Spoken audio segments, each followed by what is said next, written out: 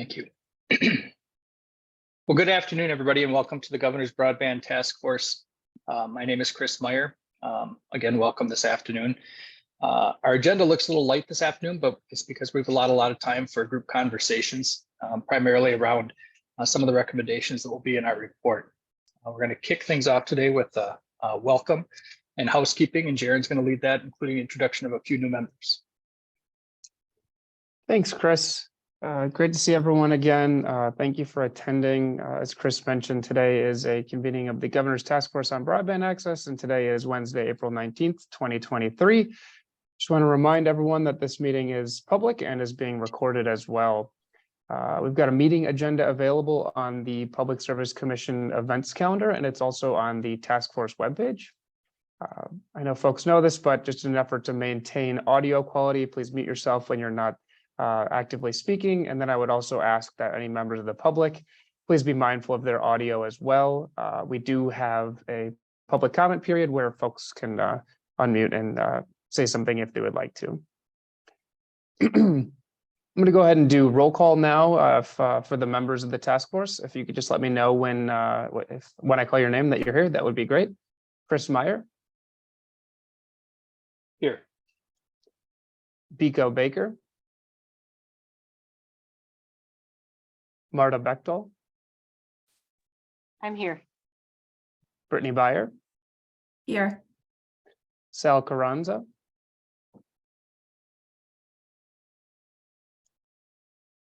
Thought I had saw Sal earlier, but Lori Collins. I'm here. Doug Cox. Angie Dickinson. Good afternoon. Emily Dittmar. I am here. Celeste Flynn.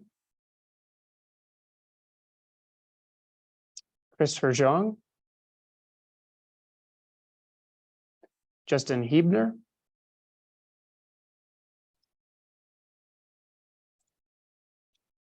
Gail Hike. Hi, everyone. Barbara Koldos. I'm here.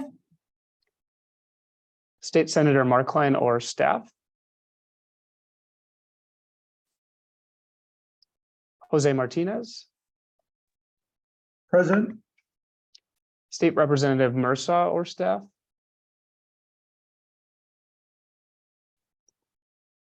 State Representative Ratcliffe or staff.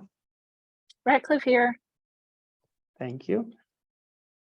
State Senator Path or staff.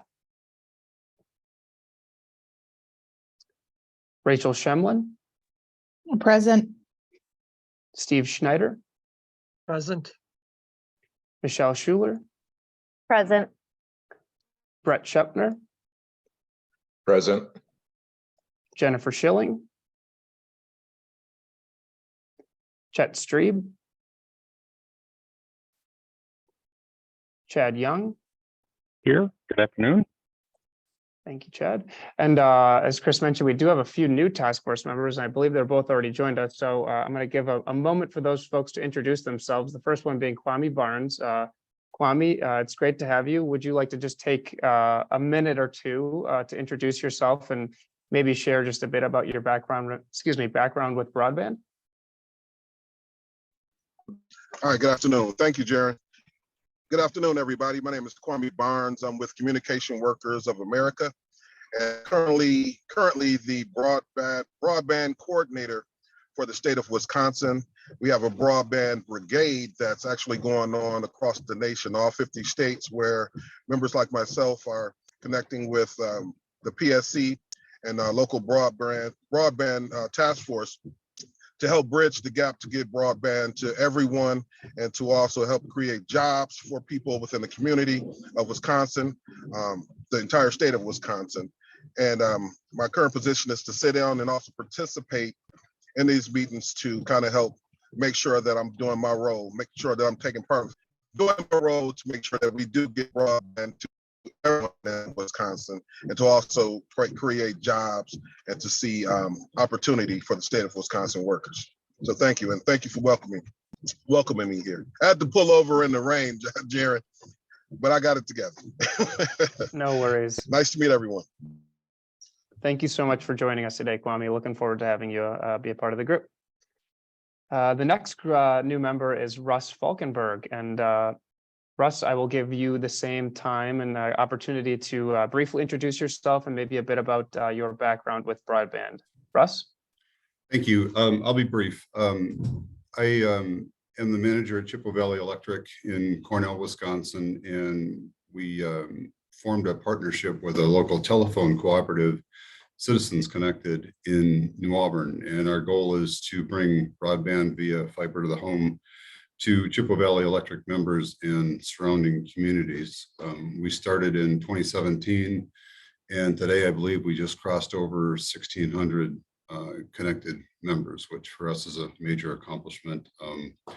I've prepared probably half a dozen different grants over time. Most of them have been successful. And I see a few familiar names and faces here. So it's an honor to be part of this task force. And I look forward to learning what you've accomplished so far and see what I can do to help going forward. Thank you so much for joining us today, Russ. It's again, similar to Kwame, it's a pleasure to have you, and we're really looking forward to having your expertise on the task force. So thank you again. That concludes roll call. Did I miss anyone or did anyone join late? I can also reference the participant list too if folks joined late. Did I miss anyone?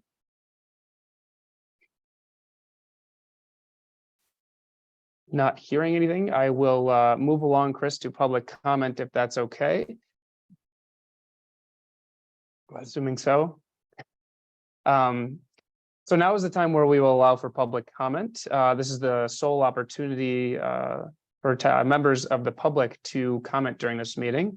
Members of the public may soon unmute and make a public comment. I would just ask that those comments remain brief and also pertain to the topic of broadband access. You may also utilize the chat function in Zoom if you're joining us on the web, if you want to make a public comment.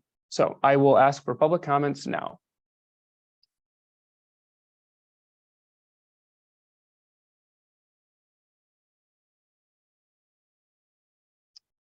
Second call for any public comments.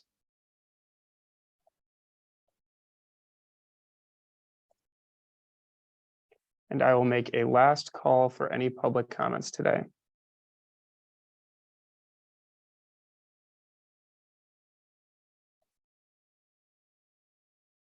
I am not seeing or hearing anything on the chat and audibly, so I will move on. But just want to make a note that the task force does accept written comments on an ongoing basis. We do have directions on how to do that on our task force webpage. We've also got other good information on there that I would like to plug, like meeting recordings, meeting agendas, that sort of thing, other updates. So please check out that task force webpage if you haven't already.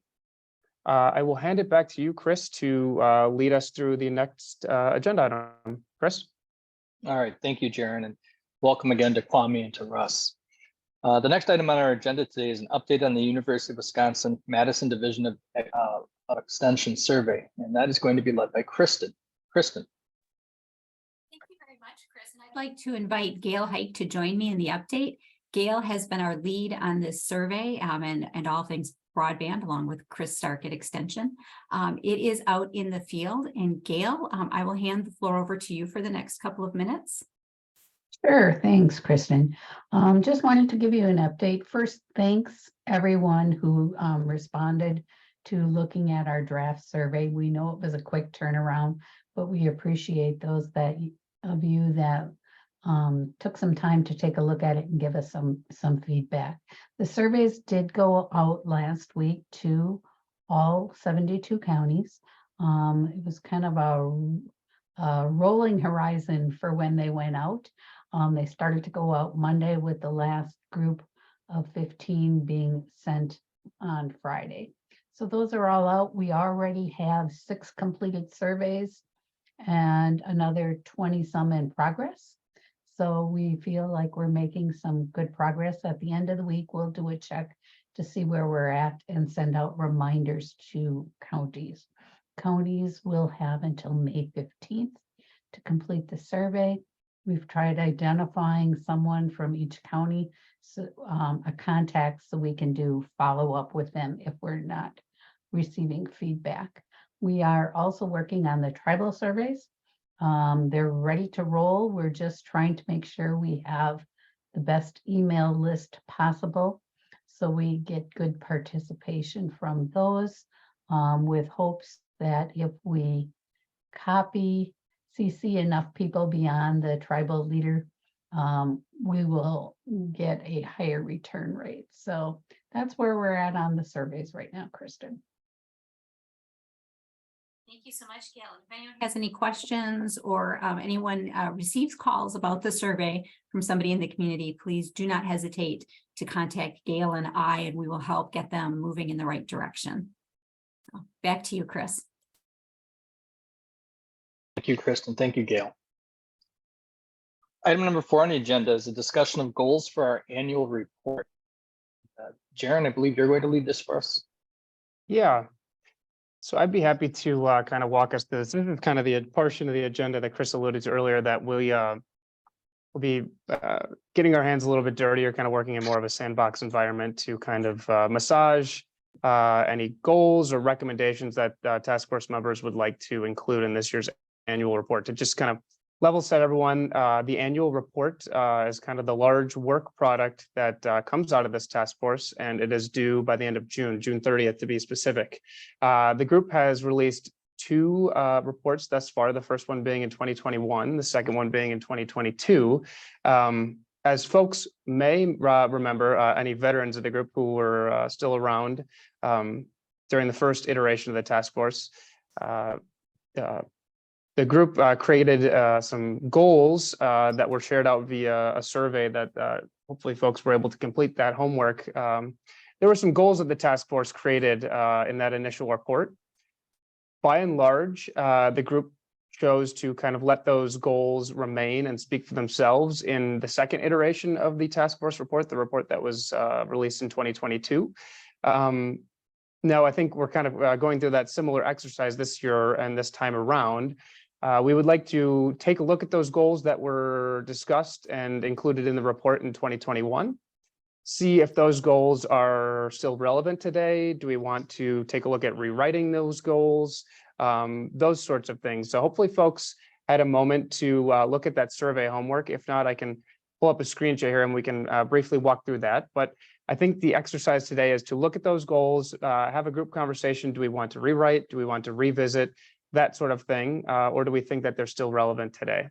Why don't I, if just to kind of level set with anyone who didn't get a chance to look at the homework, I will screen share briefly here, walk through some of the goals, and then we can take it back and have a small group breakout, hopefully relatively brief, and kind of have a small discussion about, like I said, the relevance of those goals. So if you give me a moment here, I will screen share.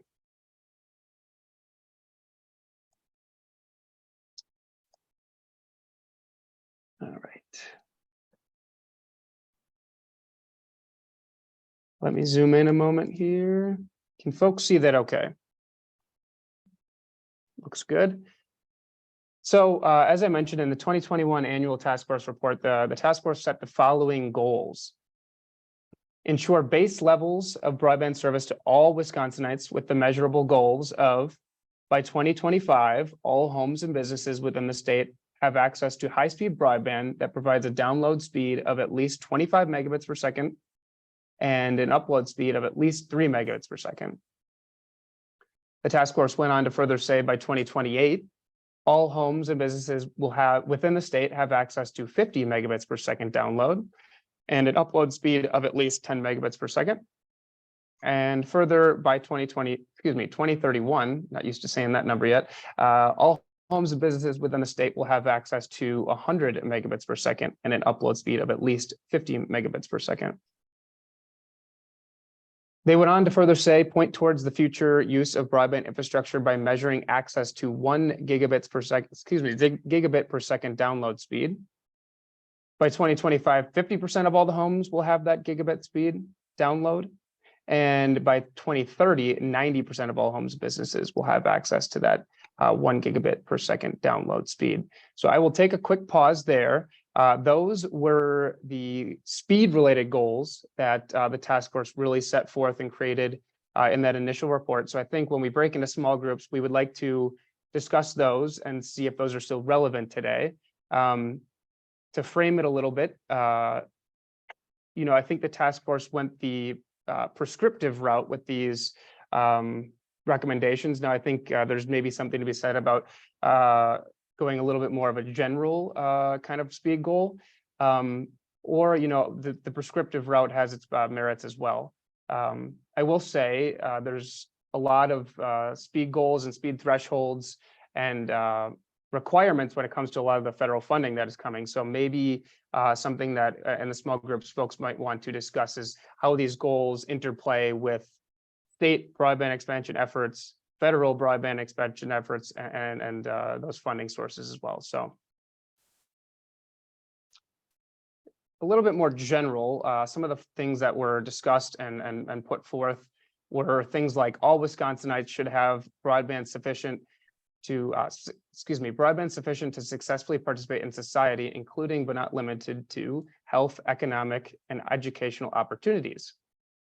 And as folks might also remember, the governor has previously proposed an access goal of 2025, all homes and businesses having access to 25 by 3, which is consistent with the first recommendation that I spoke about up top there. So I won't actually read through all these. Hopefully folks got a chance to review them, but I think the general consensus is here. Do we want to keep with these goals up top, these speed goals that I'm highlighting right now? Or would we like to kind of revisit those and rewrite those? And if so, it would be great if folks could come up with some examples that we could report back out on when we're done in small groups.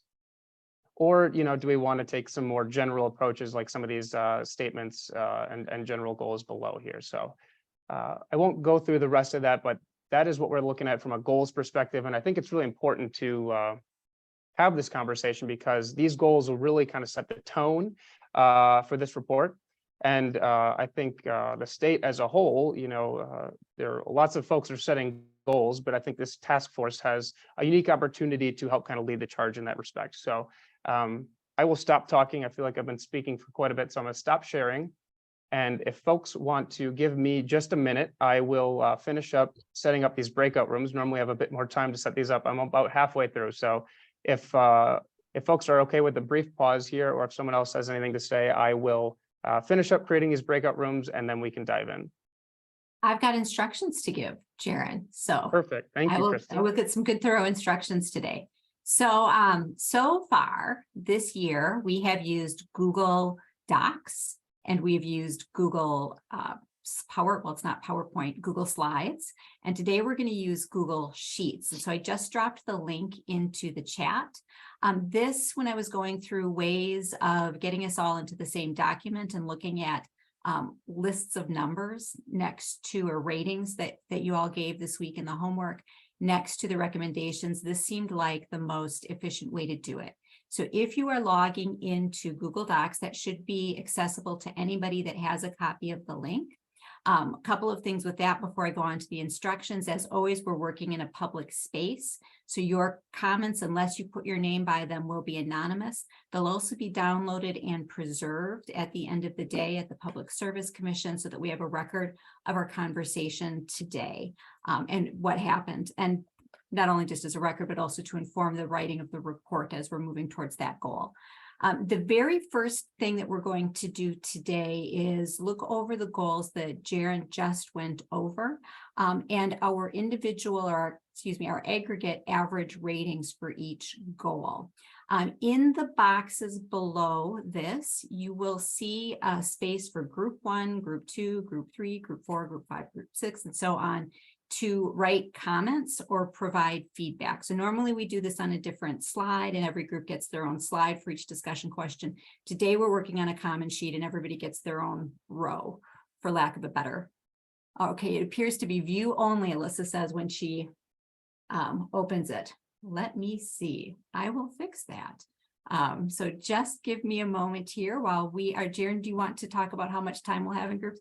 This worked Sure. well in rehearsal when I went over it this morning. No So, worries. We're filling in nicely here because I have some more to add. So I've got the Excellent. rooms set up. We will have rooms 1, 2, 3, 4, and 5 for task force members and PSC staff. We will have room 6 set up for any members of the public that are joining us today. Those folks are welcome to converse and engage with each other, but I don't think we'll ask you all to report back out when we get back to our large group, but we wanted to provide a space for any members of the public to engage on these topics that we're talking about. So I think in terms of timing, why don't we give the group, I would say at least 10 minutes. Why don't we go for 10 minutes once we open them up? So that'll probably end up being maybe 1:33. We'll come back depending on when we open this up, but about 10 minutes, I think, is a good number for this discussion. sounds great. And you should be able to edit the document now. Thank you, Alyssa, for alerting you to that. We're a live show. This is like jazz. It doesn't work perfectly, but when it works well. So before I open up the rooms, just a reminder, folks, we are just looking at the goals for this time around. So in that document that Kristen shared, you can see some of the items that I screen shared across the top, some columns, and then it's just that first tab as well, I believe, if my memory is correct. Yep, relevance or original goals. So for this 10-minute discussion, we're just talking about the goals, the relevance of those goals. Do those goals, would we like those goals to be revisited, rewritten?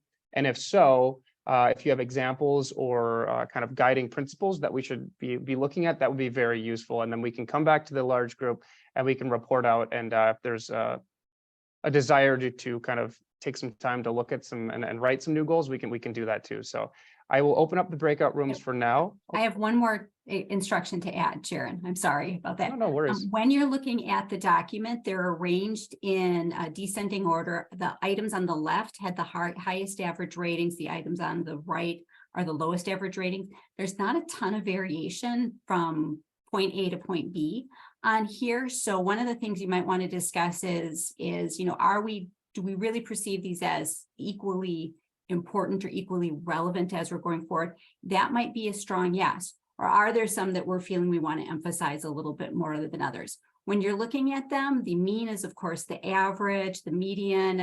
This, in this case, doesn't really apply because we've got a very narrow range of answers. And then the standard deviation, the mode, of course, is the most often, the answer that was chosen most often, or the rating that was chosen most often. So with that, I think we're ready. Thank you, Jaren. Thank you. Why don't we reconvene? Let's make it a nice even number at 1:35. That's actually an odd number. 1:35 we'll come back at. Thank you, folks. Folks should have just gotten an invitation to join a breakout room. Like I said, members of the public, you'll be jumping into room 6 to converse with each other. Task force members, rooms 1, 2, 3, 4, and 5. And if folks don't want to join a breakout room, that's perfectly okay too. You're welcome to sit in this large meeting room until we reconvene. It's up to you.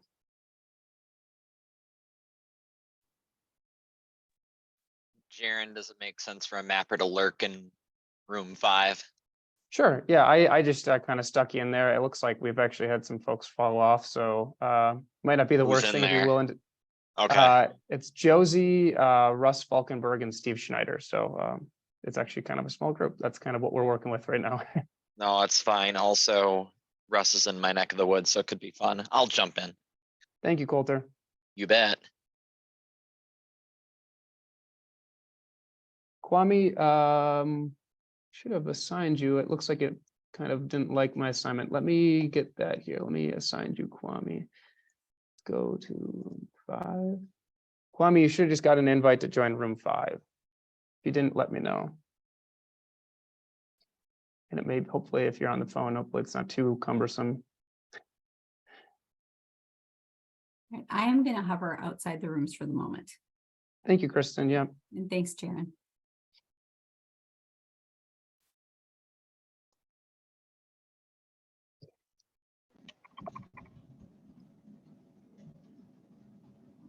Hi, everyone. Welcome back from the breakout rooms. It looks like there was some good discussion going on. Let's start with group report outs and then discuss as a large group. Which group would like to go first? I'll volunteer on behalf of group 3 if nobody else is Thank jumping. you, Rory.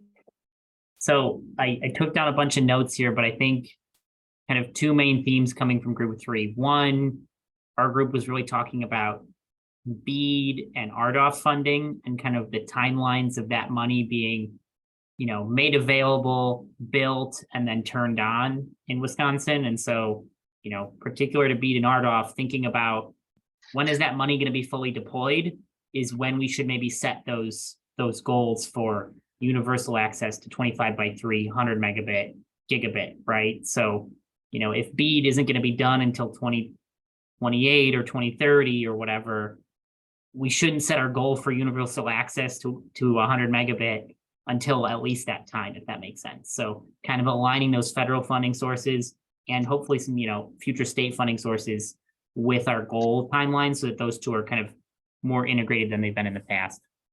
That was one big highlight. And then another one we kind of talked about kind of in the spreadsheet here, column B, C, D, and E recommendations. We felt like particularly B, C, and D were all kind of rephrasings of the same idea and maybe restating those into one or synthesizing that into one kind of comprehensive, bullet point might make a little bit more sense. So that was kind of the big takeaways from our group. All right, thank you, group 3. Group 1, how about you next? Happy to go. Does anybody else from the group want to talk? I won't wait long for an answer. All right. First of all, the thoughts that Rory just gave, we didn't necessarily discuss, but I think there'd probably be agreement in our group that those are good takeaways as well. We looked at the other end of your columns, those items that had the lowest scores in the priority rankings.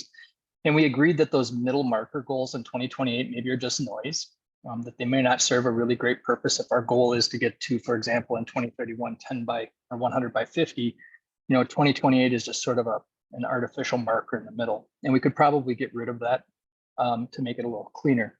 There was also a lot of discussion about whether or not we should have specific speed goals or have maybe tasks that are more specific tasks that are connected with the goals. And sorry, I can't read my own handwriting. For example, we talked about, the goal here for everybody is really, we want everybody in Wisconsin to have access to broadband. Broadband today is 25 by 3. So maybe our goal should be that whatever that FCC standard is by 2030, and that will hopefully increase over time. Our goal is to have 100% of Wisconsinites continue to have access to broadband, and maybe having it more specific to that would be helpful as well. We did want to have more information maybe from the PSC folks about their thoughts on this, because we certainly want to support the work they're doing and make sure that the goals we're creating make sense for them, people who are really doing this work day in and day out as well. But we did discuss the fact that it's tough to have goals if you don't have specific, achievable, measurable things to work towards as well. And that's where the numbers tend to make some sense yet.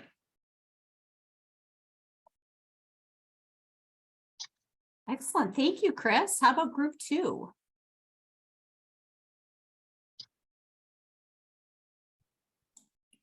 Any volunteers from our group?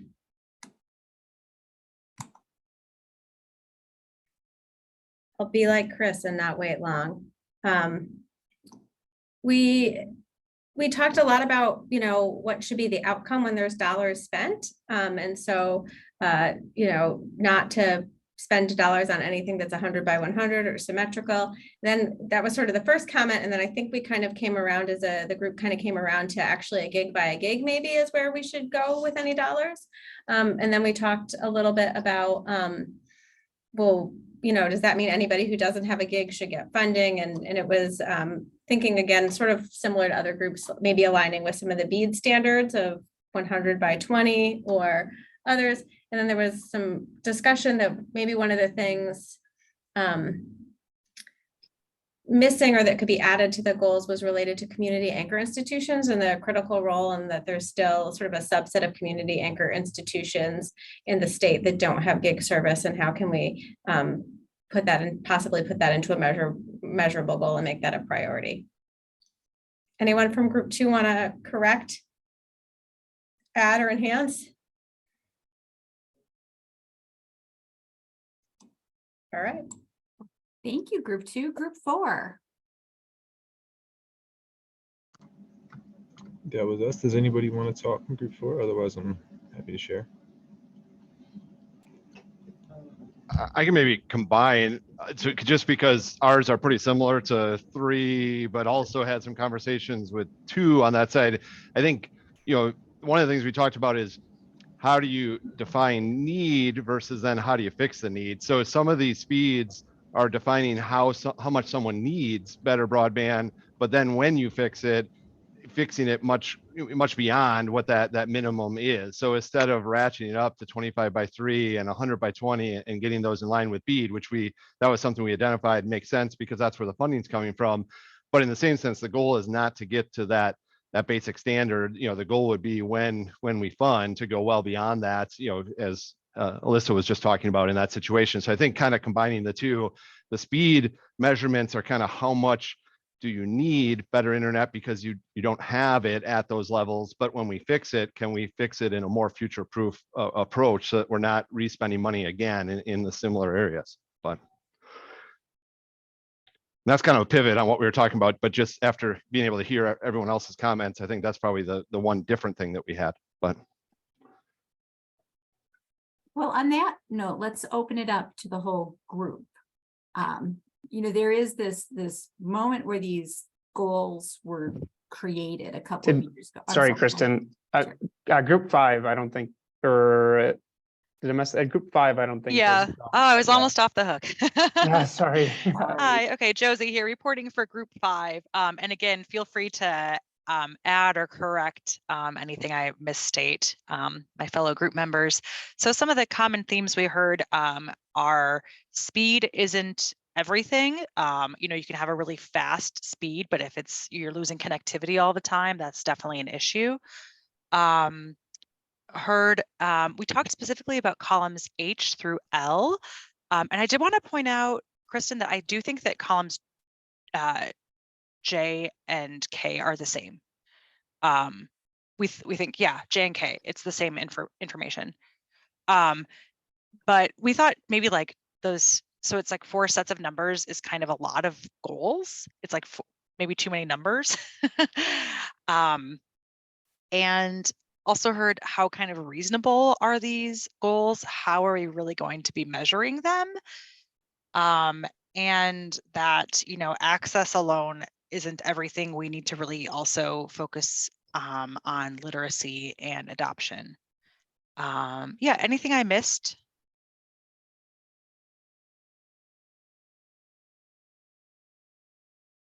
Okay, and so, yeah, thanks for letting us share. I am so sorry. I had only opened my window up enough to see 5 rooms.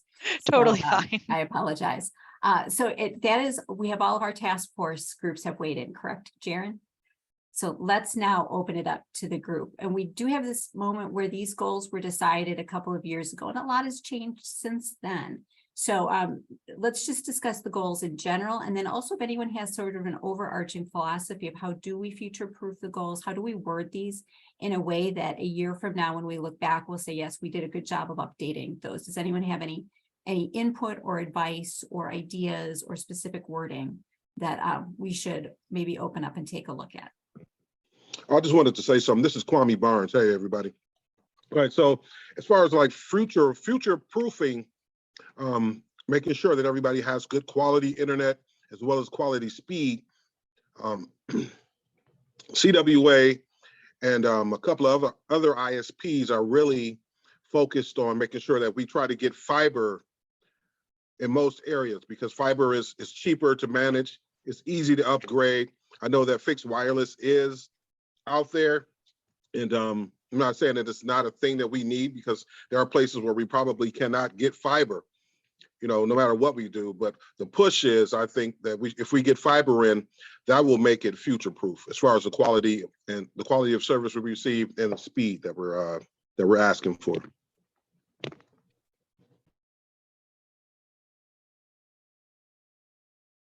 Thank you, Kwame. Other thoughts, other comments?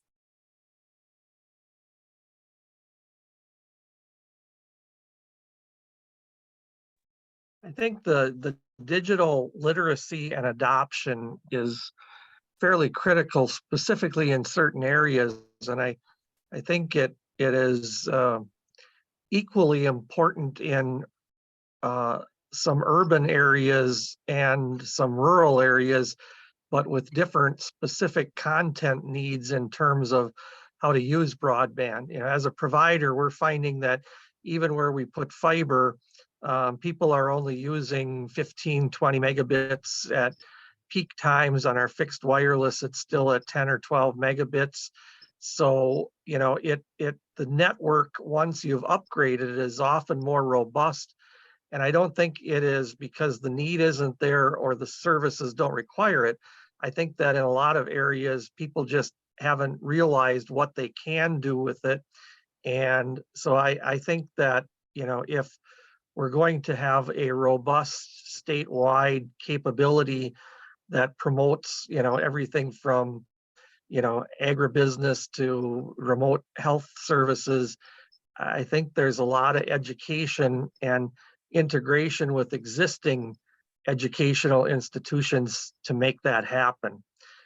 So that's just one comment. The measurement is something I'm keenly aware of due to some, issues that I've seen within our own company where there have been disconnects between, different coverages and, the homes that we're going to. And I think that, we've talked a lot about mapping in the past, and, and I think that keeping the mapping up to speed and measuring where we have what becomes an even larger task moving forward. And especially, I think, in rural areas where, there is a lot of fixed wireless and there, it is a lot of need and there is a lot of cost to get that last mile up in Iron County or Menominee County or some of these very remote places where, our biggest issue is we don't have power there either, and yet there are, folks that are hunting up there in cabins and, you name it, that despite the lack of power would like to communicate. Gail, you had your head up. Yes, thanks, Chris. I think, we think right away, most of our goals deal with that access and that speed, but we also heard reliability. And now Steve was talking a lot about the adoption. But I think another piece, if we're really looking at sustainability, that we have to address is affordability, because it's not going to be sustainable if it's not affordable. And we know we have some federal programs right now, ACP, that's out there, but how long is that funding going to last? And that's for those up to that 200% of poverty. But I think affordability overall is something we need to address because that's the only way it's going to be sustainable.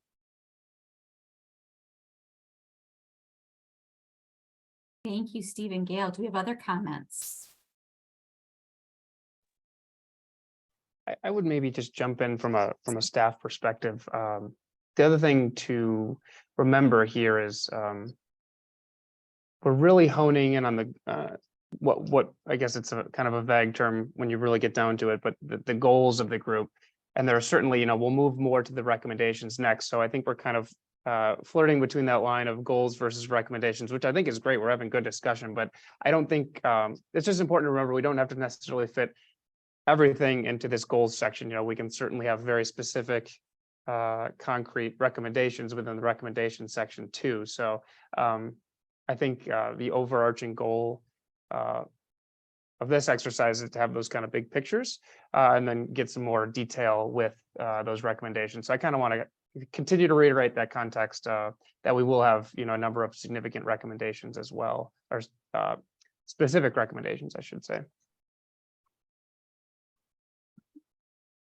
Perhaps that's, if there are no other comments on goals, and we can come back and revisit this as well. I think that's probably an excellent segue to our section on recommendations. And that is the second tab on the Excel, or not the Excel, the Google Sheets document. New recommendations is what we'll talk about next. This is a longer list than the first one. Hopefully no repeats in this one. I realized I put that question in the survey twice, the homework survey twice. So thank you for pointing that out. I'll make sure to clean that up when we forward the results to the group as a whole. But on this second tab, we go all the way from column A through column T, with column A being the list of items that you're going to be looking at. Same setup. The question that was asked is in the form of the recommendation at the top. The rating here is 1 through 10. 1 indicates do not support at all. 10 indicates support very strongly. You again have the average, the median, and the mode, the rating most often chosen, as well as the standard deviation. There is a little bit more variation here, and I've arranged these again so that the highest rated objects, our recommendations, are on the left, going to the lowest rated recommendations on the right. And you'll notice not a single one of these recommendations gets a 2 or a 3 or a 4. They're all on what I would consider good, robust recommendations. It might be the strength at which we recommend them, or the degree to which we're emphasizing them might vary according to how we've rated them as a group. That's the first thing. The second thing with this is the category that they came from, whether it was federal funds, affordability, workforce, mapping, and data, are all on the top. And take a look at that and tell me if you notice trends in kind of where our recommendations are going as far as categories. And if we're missing anything, if there's anything in here that haven't gone through a whole 8 months now, 6 months, 7 months of discussion of different aspects of broadband access and deployment. Are there things that we're thinking about today that we might not have thought about back in September or October? So with that, I think we're probably ready, Sharon, to go back into breakout rooms. And how much time do we want to take with this section? I think this one's a little bit more involved. So I would say maybe 15 minutes. Do you think that's sufficient? Okay. I think that's let's do 15 minutes. That means we will reconvene at 1:58, 1:59, just before 2 o'clock. So I will open up the rooms. Remember, we're looking at that second tab on the Google sheet. I will open up the rooms now. Sharon, I think you meant like 2:10. Yeah, sorry, math is hard. 15 minutes. Yeah, just before 2:10. Yes. Thank you for that correction. I didn't even slip my head. All right, I'll open up the rooms. 2:10.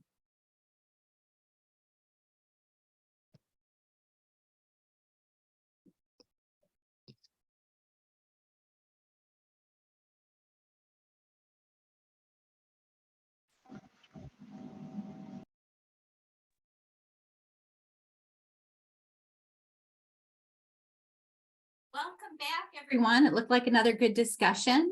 This time around, let's start with group number 5. Group 5, would you like to report out? Sure. Yeah. Okay. I have a bit, so be patient. Okay. So we felt like there were a couple of areas that kind of just had a few catch-alls and maybe needed a little bit just more detail. Particularly, we were looking at affordability and then mapping and data. We think maybe just, a little bit more detail.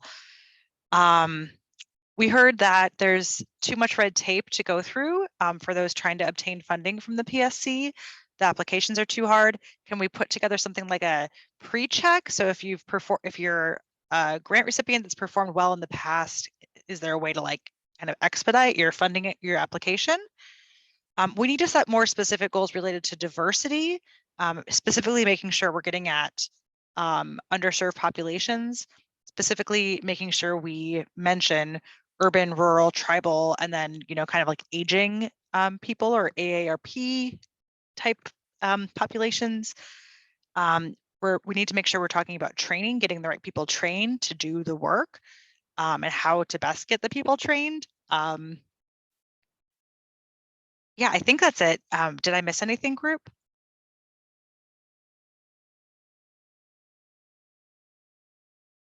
Okay.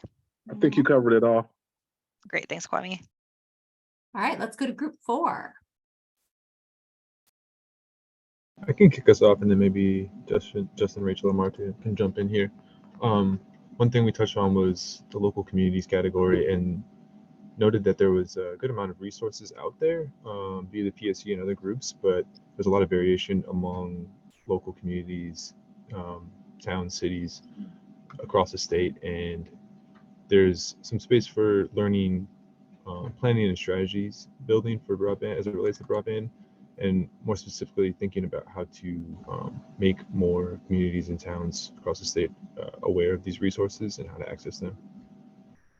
Does anybody else want to jump in with some of these other points? Justin had a very eloquent point about federal funds and thinking about economic impacts. If you want to jump in, Justin. Well, I think the biggest thing we got hung up on is like, well, we can't really control inflation, but I think the focus of how we release the federal funds for BEAD and with RDOF running in the background is, we can control how that happens. And so I don't have the answer necessarily, but when we release those funds, there'll be a race towards some of the finite resources, both related to fiber and construction crews. And so we had just a conversation, like, there is some planning to go around how we release those federal funds. And maybe the answer is to get them out as quick as possible, get to the front of the line. Maybe the answer is that it's better to spread it out, but we will create our own inflation inside of our industry as we release these large dollar amounts. And so there is some thought that we can put into that. And like I said, I don't have the answer, but that there is some control that we have in that situation. But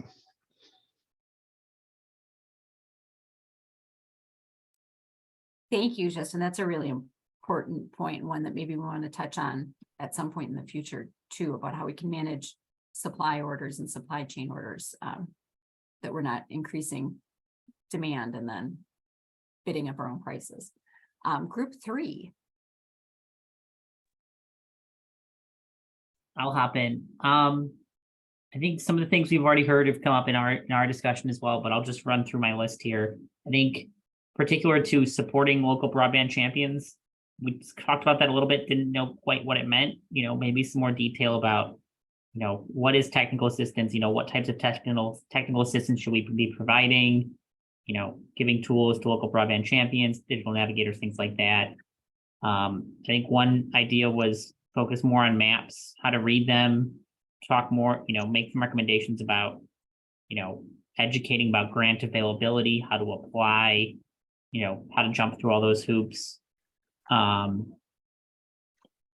Another kind of point of discussion was, what does technical assistance actually look like for communities? And I think I had some folks from the provider perspective in my team who kind of asked the question, well, a community shouldn't be engineering a network that, that's something with a lot of specialized expertise. And, what is the role of planning and technical assistance to a community versus to a provider perspective? So that was an interesting discussion.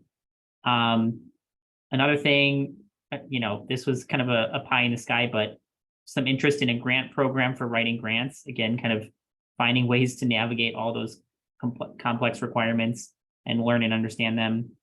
We also talked a little bit about maybe addressing the taxability of broadband grants and how that impacts providers in terms of having the cash flow and the resources to implement projects. And then a little bit on the back end, we felt, again, we don't really have a role in controlling inflation. So that was maybe a recommendation our team de-emphasized. And then I think PK and Q here, we felt like maybe could be combined. So, some of these felt like a little overlapping and consolidating, but those were the big takeaways from our group. Thank you, Rory. Group 2.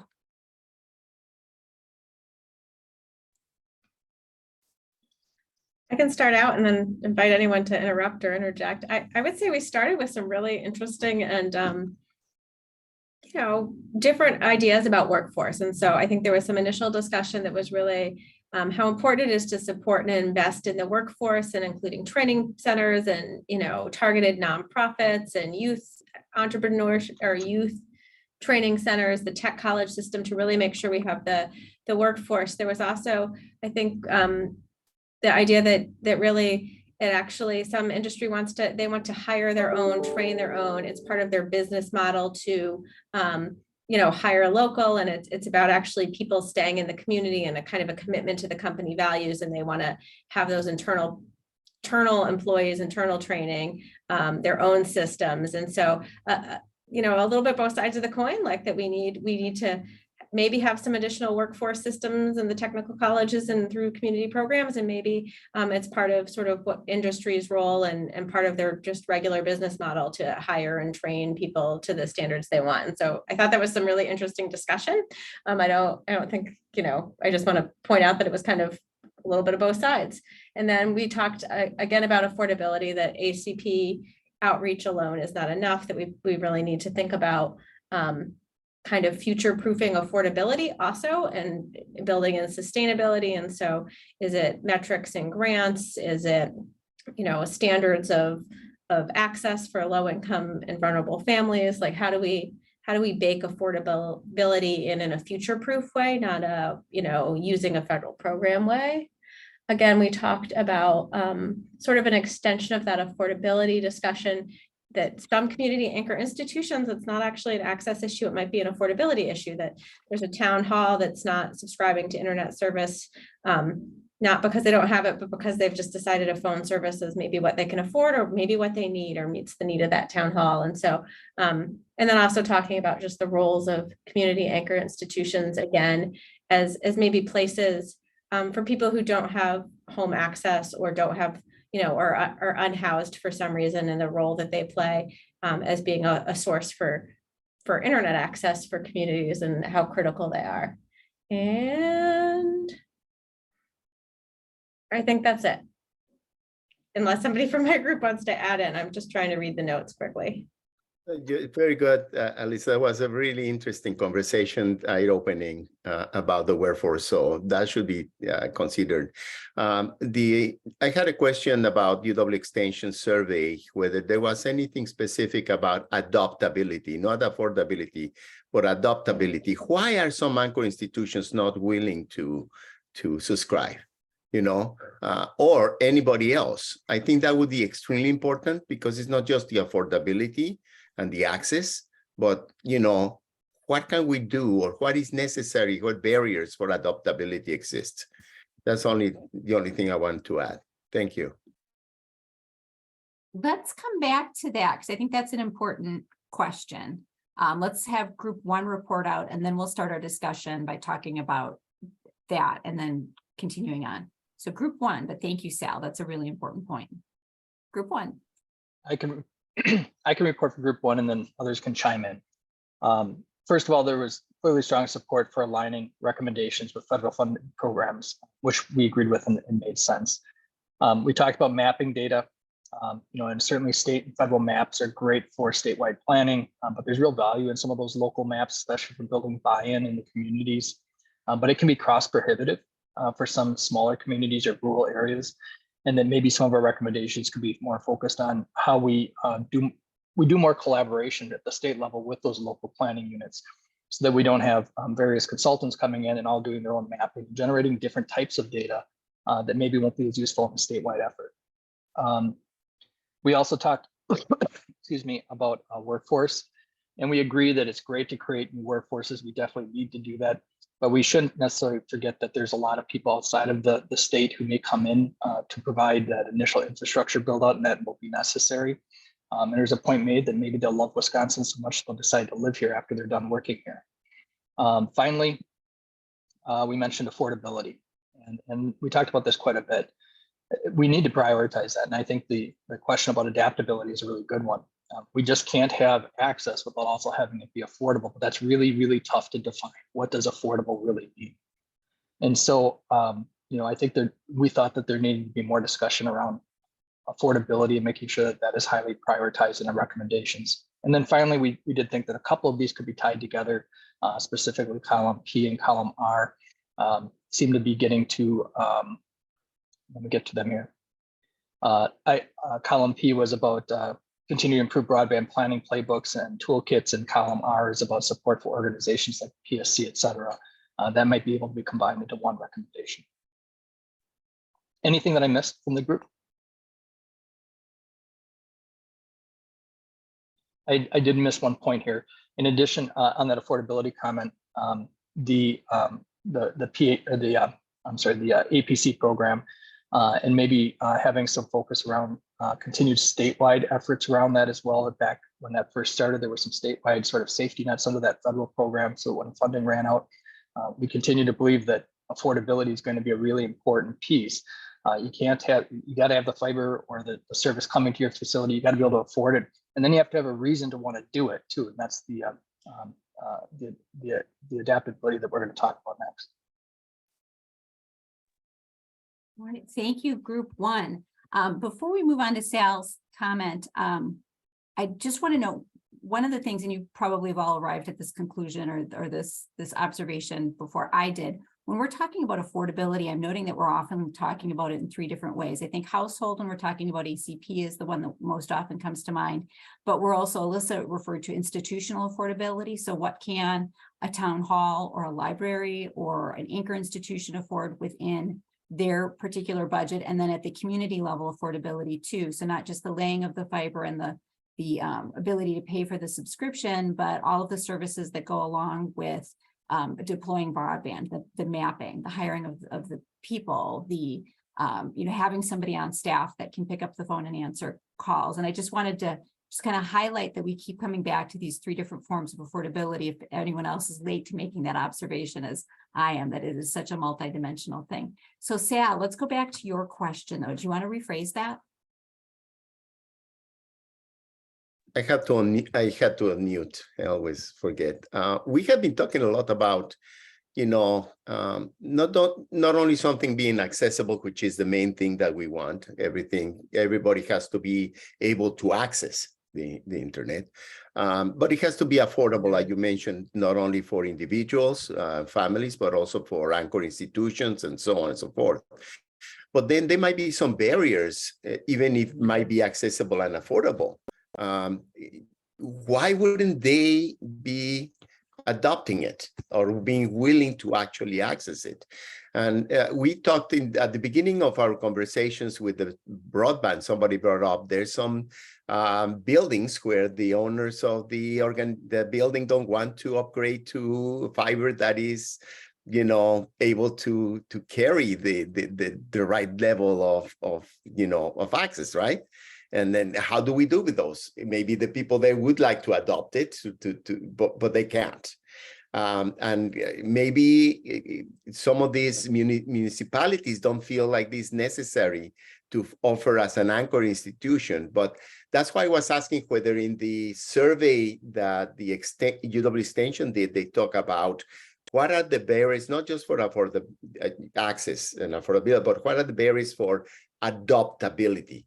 For all these different levels in our state to be willing to adopt, what we are offering, initially with the funds, but in the future, on their own, just like we now have electricity everywhere, right? And so on. So that was the question that I had. Whether there's some sense of why wouldn't they, if it's available, and if there's some level of affordability. Right. And as far as the survey is concerned, I don't have a copy of it in front of me. We were mostly asking about what structures they have in place to deploy broadband. Gail, do we have anything that gets in?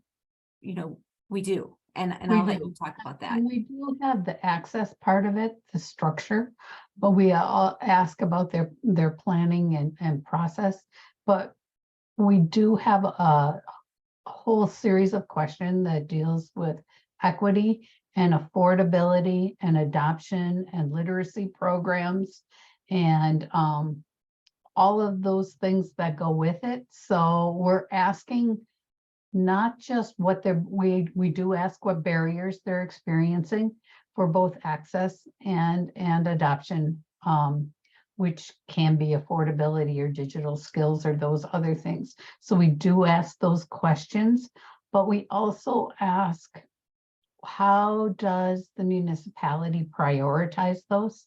So we are asking, is that a priority of theirs, digital equity? is teaching digital literacy a priority? Is affordability a priority?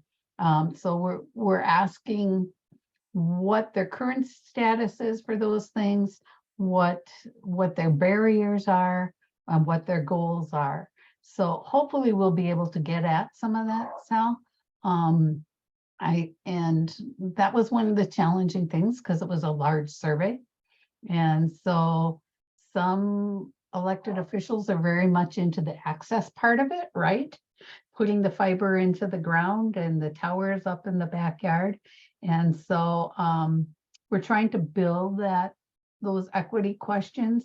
And we use equity a lot, but we also need to make sure we're defining what that is as far as the affordability and the adaptability, because government officials don't necessarily think along that line all the time. Thank you, Gail. Annette. Hi. So we've been working on collecting stories in our outreach from the identified populations, and we have 5 questions we're asking, and one has to do with barriers. And this comes up quite a bit, especially with nonprofits, as to what those barriers are. So we'll have some data to complement the survey and the other things, that other resources we're gathering, that will tell some of those stories also. Excellent. Thank you. Yeah. Thank you. Yeah. So other comments about this section? I mean, this was a big section. Well, just my only thought about adaptability. Of course, we want to have the access first, right? Then we got to find out equity in affordability and access and all those things. And maybe once we have that, that's when we can start to tackle those who don't want to adopt it. Why? What can we do to do that? That might be a future kind of thing. Just little steps, right? Like you know, and it mentioned some of the, or actually Gail mentioned some of the state representatives, or don't just look at the access. So that would be steps, and but keep in mind the adaptability once we get there, so we don't forget about that. Thank you, Sal. Yes. Excellent. Other comments on this section? Kristen, one of the things that our group also talked about was column F about braiding funding sources and finding ways to find matches and complement the IIJA funding and the requirements with that for matching funds. So it continues to be an area, I think, that if we can gather ideas or share more ideas, that would be helpful for communities. Absolutely. I think that's great. Yeah. Yeah, I was gonna actually just mention something on that too, what Rachel just brought up, and like Justin made a great point about the inflationary, pressures that we're seeing to get these fiber projects built, and so the grant funds that we've received just don't do as much anymore. And I guess I don't know with the BEAD funding and all that, if there's also instead of just using all those funds for grants, is there also like a loan component to help with the matching fund side, something similar to like the USDA Reconnect, where you could apply for grant loans or a grant loan combination and stuff like that, because as more grant funds and you take on more, it's going to be tougher to meet that matching requirement if that's if that's considered in the rating of the grant applications. Thank you for bringing that up, Brett and Rachel. Yeah. Affordability at all levels. It's really important, obviously. Other comments that we have on this section? Kristen, this is Chris. I was just thinking about that when that comment was just made about the matching funds portion. I don't think we've had a lot of conversation around the whole private partnership side of things, meaning that there may be that financing component that's needed at the local level to help with the private side of the contributions to deploy this broadband as well. And I don't know, I assume, it's a dangerous thing to do is assume, but I assume that there's some infrastructure in place for that. But for the level of funding we're going to be see coming from federal government, that may be something that we haven't really brought to the table enough in these conversations.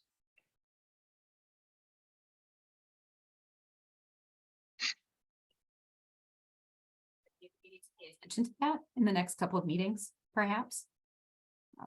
See Yeah. what we can, or if we can identify some resources, even if we don't have a meeting, a speaker hosting on it, perhaps we can identify some resources or find a way of getting some of that information to kind of store and pass on and help kind of increase capacity that way.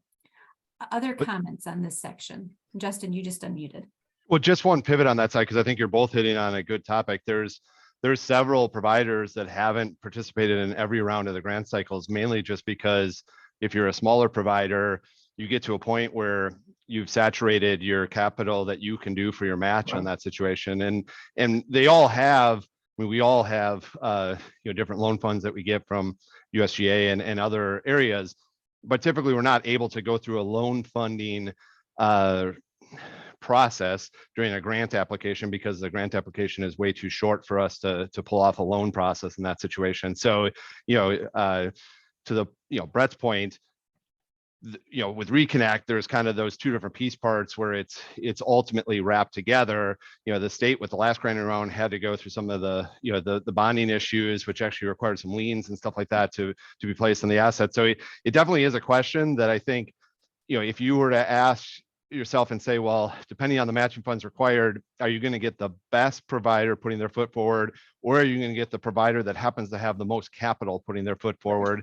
You might not get the same answer if, in that situation. So I think it is worth digging into, definitely. Thank you, Justin. Gail. Yep, and I think that municipalities are also asking that question as providers are looking at what is that public-private partnership and what role might they play? And is it a financial one? We have some folks that are looking at bonding and different things. That is one of the things that we have some folks in Extension doing some research on right now is what are options for municipalities to assist in funding and how do they decide when it's advantageous? So looking at that loan program for providers at a statewide level, but also helping municipalities sort through what they can afford and how they go about paying for it, I think is something else that as a state, we need to help folks look at the whole solution if we're really going to be public-private partnerships. Thank you, Gail. Other comments? Sorry. Seeing none, we have about 10 minutes left. And rather than going through the remaining 3 tabs, which are a reaffirmation of our reemphasis, I should say, a decision on what aspects of policy, planning and action and active network building we might want to reemphasize in the upcoming reports. Let's do all 3 of those at once in a 5-minute conversation, and that'll give us 5 minutes to discuss, and then we'll have enough time for the last 2 items on our agenda today. When you look at those tabs, they're going to look slightly different than the previous ones. This was a check all that apply. So it was, if you remember on the homework, you got a list of what all our recommendations were in the past, and we just asked you to select the ones that you thought should be reemphasized. So you'll see selected versus not selected. Selected indicates that somebody chose it. We had 13 people as of this morning that had completed the homework. So you'll see the numbers out of 13. As you go left to right, again, the most popular ones are on the left, and then they move to the right in declining popularity. So with that, let's just take 5 minutes to look over those. And what I want you to think is, do you have any feedback on these? Are there some that, yeah, definitely we should reemphasize, or some that you're like, we just don't really need to go back and reemphasize that again this year? So I think we're ready to go into groups then. Thank you. So yep, we will reconvene. Let's just call it 2:42. We will reconvene at. Thank you.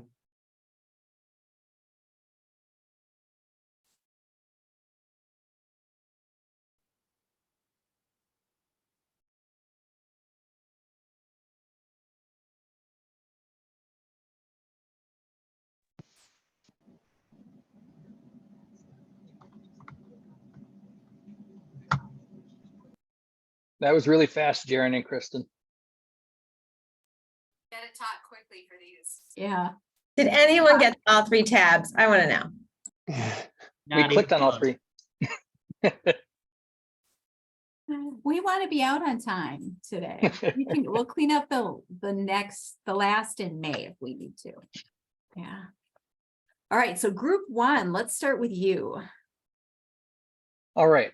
So we agreed with the conversation we had as we went into the small groups about digging more into those financial things. That's something that we don't want to say we've glossed over, but it seems like there may be some CapEx funding issues, especially short-term gap, awards coming July 1st, projects starting May 1st. How do we make sure that there's funding mechanisms in place to support telcos and providers of all shapes and sizes? Again, we stress that we need to make sure our goals and recommendations are aligned with federal programs and goals, and stress that the governor's recommendations, which we hope would largely come from the work we do, are also aligned with those federal programs. We also pointed out that some of the items on these 3 tabs might be finished or near the finish line. Things like creating a playbook may be largely in place already. And then we did stress again the need for continued collaboration between everyone, the local units of government, the state public service commission office, telecommunications, to make sure that we're being as efficient as possible with all of our. That's what we got through in our 5. Excellent. It sounds like you made good progress. Group 2. Thanks. We just got to the policy one and we had some quick and interesting discussion about making sure that Wisconsin policy aligns with BEAD and particularly around barriers related to municipal broadband and making sure that there's no sort of conflict in our state policy and the BEAD guidance that might prevent or slow any dollars from coming to our state or making, the state not fully realizing the benefits. And then some discussion about middle mile and that BEAD and middle mile might not be a great fit, but that there still needs to be some goals about middle mile, that middle mile goal of sufficient, accessible and affordable. And then we just talked a little bit about that there's quite a spread in the scores of these, that this is not like the other goals that, that there really does feel like there might be some that we could color curate in these areas because there's some with some pretty low selection numbers, which is maybe good because maybe it's achievement or maybe it's narrowing the focus. Agreed. Group number 3. Yeah, we only got to the first tab 2, unfortunately, but I think, some of these we looked at them and said, well, they're falling away because we've maybe achieved them or they're less relevant. I think the consumer protection one, FCC is spending a lot of time working on this and it's kind of actively implementation. So it's maybe something there's less need to advocate for and push for at the state level. Advancing the goals of the 2021 task force, I think across the board scored pretty poorly, but that's maybe not a bug, but a feature that means things have changed. We've made progress. There's been improvement, and maybe rewriting this to define it rather as, freshening up the goals or, still finding a way to put some measurement and some metrics so that we can measure our progress over time is something that I think folks wanted to talk about. And then I think one suggestion we had is maybe keep the ones that are net positive. So kind of on the first page here, it's just those first 3, because the majority of folks thought they were worth re-emphasizing and bringing back. But I'll leave it there. All right. It is important to note our progress. If we've accomplished some of these, to check that off the list and to I don't want to say advertise because that's such a strange word to use, but to acknowledge that is really important. There's been a lot of work done in the last few years. You can say brag, Kristen. Thank you. That's the word I want to use. Brag. You can brag about the work that's done. Jared. Yeah. If I may jump in quickly here too, if folks remember in past task force reports, we have had a section where we provided updates on whether there was meaningful progress on past task force reports. So I think we would look to do that again this year, but that is something we have done in the past and likely will do again. So we can maybe make some updates to that section this time around. Excellent. Those updates always feel great. Group number 4. Yeah, I guess we'll kind of echo what a lot of people have already said is more of simplifying and refining, and especially within the context of what's been achieved in the past 2 years, and as well kind of aligning things with some of the federal funds and the requirements that go along with those. Specifically, we ended on planning, excuse me, planning and action, and thinking about how to create a playbook and how-to guides and planning documents, and making sure that we're aligning goals and efforts with some of those big requirements that the state is creating for BEAD and digital equity. Excellent. Thank you, Group 4. Group 5. Yeah, I can be pretty quick. We kind of approached it in a pretty scattered way with our 5 minutes. I think the general consensus was that the goals with the lower numbers, or the items with the lower numbers, should have, lower numbers. That the prioritization was appropriate.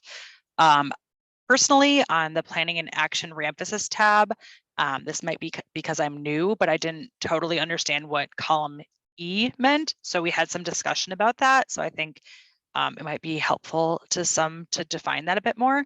And then Russ, I think you wanted to add something about, based on our discussion about column E. Oh, yeah. Well, I don't know if I wanted to. You said I had to. Sorry. We just I've got into you. we just got into the discussion about a hybrid approach. And I just made the comment, we've had this discussion amongst our company here many times, is as we build out into the rural communities, it would be wonderful if we could use wireless to reach out to the next mile.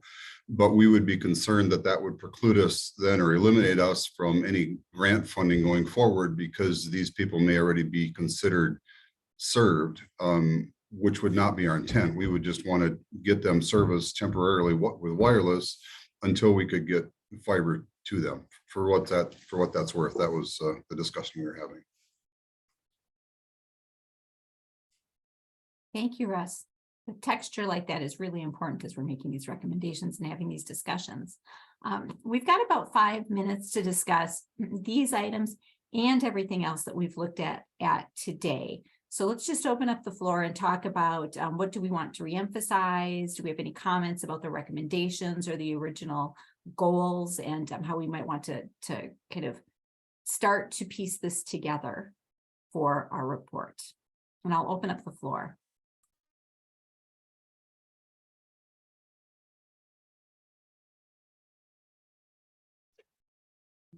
I would just maybe jump in from a staff perspective, just and say, I think the 2021 report was took a pretty holistic look at, I guess, the world of broadband. And if folks remember, in 2022, we largely honed in on that kind of community planning, community technical assistance, local planning, that sort of flavor, if you will. So I think it is okay kind of looking at past recommendations, whether we should reemphasize them, not reemphasize them. I think it is okay to some degree to let past task force reports, stand on their own and speak for themselves. But I think that what we kind of went through just now in terms of what ones do we want to reemphasize, my hope there was if there's anything really important that we can kind of pull that out and kind of emphasize it this time around. So I think it is okay to some degree to let those past task force reports, like I said, speak for themselves. So that's just kind of my thought, but yeah, I thought I would add that. Marta. So I think as I was looking through them and thinking about the last few years on the task force, really, we've learned a lot. Things have changed a lot. There's just such a broadly, we had to start somewhere, and we did, and we've made a lot of progress. And in the process, federal things have changed, state things have changed. We've gotten a whole lot of stuff accomplished too.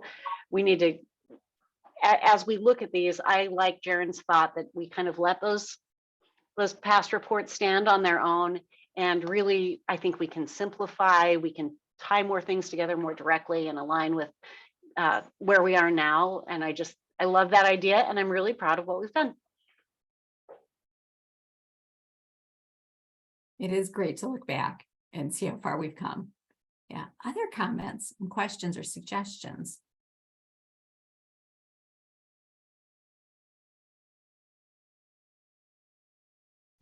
I'll just say this. I'm still new. I'm still kind of fresh to this. So I'm still trying to take it all in, take in all of this information, but going through the homework that you guys provided us with to look at was great. It was a lot of information and a lot of detail. I got to see what you guys have done in the past and all the way up to the future of where we're at today. And it's amazing to see all of these things transpire and all of these things develop. So I'm very thankful to be on the task force. And I also want to congratulate you guys on doing such a great job of putting all of this together and pushing everything forward today. Thank you, Kwame. We're very glad you're here and part of the task force. Thank you. Other comments? Things that we've talked about today that maybe you want to be sure that we're thinking of as we're moving towards May and June.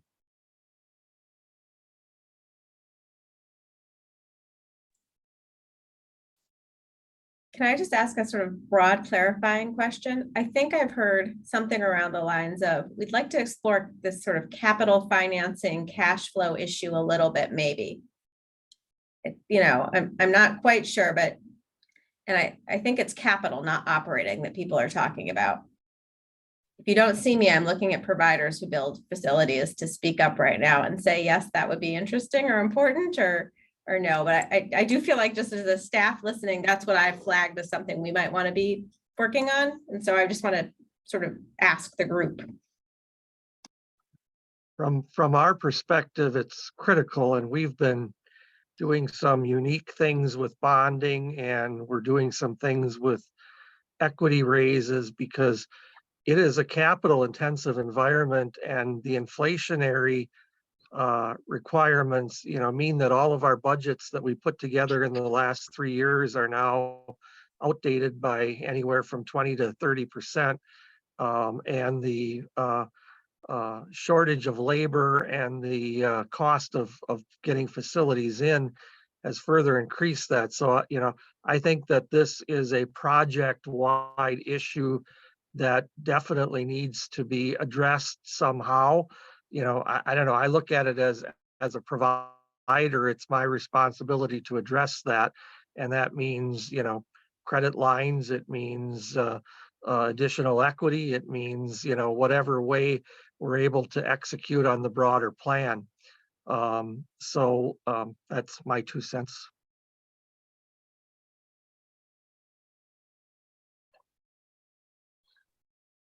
Other comments, especially from providers? I agree. Excuse me. I agree. It's a capital issue.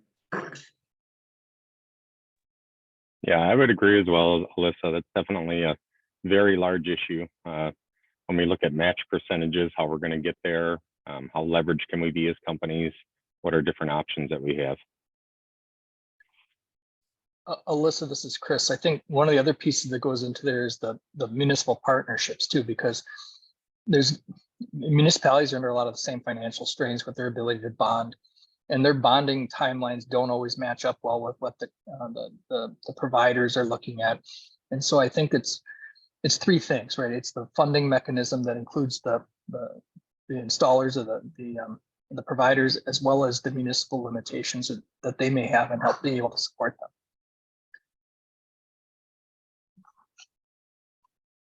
We tend to look at the counties anyway, and some of the municipalities as not so much requiring their resources as much as asking for their bonding rates, because they can bond at a lot lower cost of capital. So inflation is one thing, but interest rates that have increased from even 30-year treasuries have gone from 1.7 in our first bond issuance to 3.9 this morning, roughly.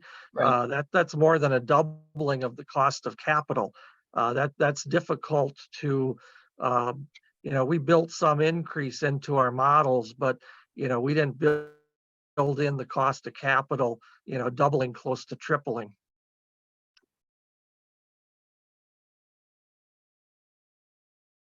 This is an excellent discussion. I'm looking at the time and we've got 3 minutes left. So I hate to put a pin in this and say we should revisit it in May, but Jaron, I am going to turn the floor over to you because I know you've got a couple of important things. for us to think about. Thank you all for your active participation today. There was a lot of discussion and it was a very rich discussion. So thank you. Yes, thanks, everyone. I thought it was an action-packed and really productive meeting. So I just wanted to level set a little bit before we end here. The next task force meeting is Wednesday, May 17th at 1 p.m. The plan is to have a draft report complete at that time, which will be discussed at the meeting. So the thought would be that we'll have that draft report largely complete at that point. And then we would allow members, say a week or two following that meeting to tap into that, review that, provide feedback if they see fit, which will all take place on the SharePoint site. So that's another way of saying if you have had any SharePoint issues or are unable to log into that, please do reach out. I'm happy to navigate with you because, like I said, SharePoint is really the opportunity to provide that feedback. It's important that that take place on the SharePoint site so we can, have proper records retention and such. So if you have any SharePoint issues, please do reach out and stay tuned for an agenda in May. But by and large, we will be focusing on that draft report content. So, Chris, I'll turn it over to you to wrap us up. All right, thank you, Jaron. Well, thank you, everybody. It was a great discussion today, including some new topics, which are always great. If you have any feedback for the PSC staff, please make sure to reach out to them. They're always available and responsive. There are things that they could address today. Otherwise, enjoy the rest of your afternoon, and we'll see you here again on the 17th next month. Thank you very much, Chris. Thank you. Thank you. Bye, everyone. See all of you. Good night.